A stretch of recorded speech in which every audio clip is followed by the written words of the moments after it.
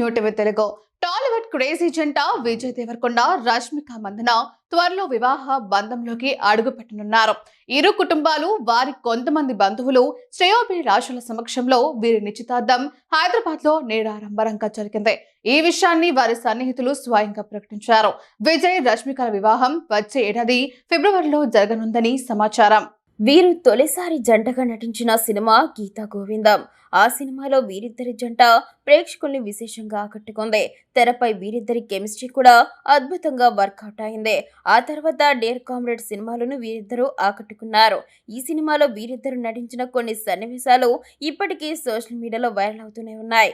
మళ్ళీ ఈ జంట కలిసి నటించే సినిమా కోసం ప్రేక్షకులు ఆసక్తిగా ఎదురు చూస్తున్నారు. నిజానికి వీరిద్దరూ రిలేషన్లో ఉన్నట్టు చాలా రోజులుగా వార్తలు వస్తూనే ఉన్నాయి.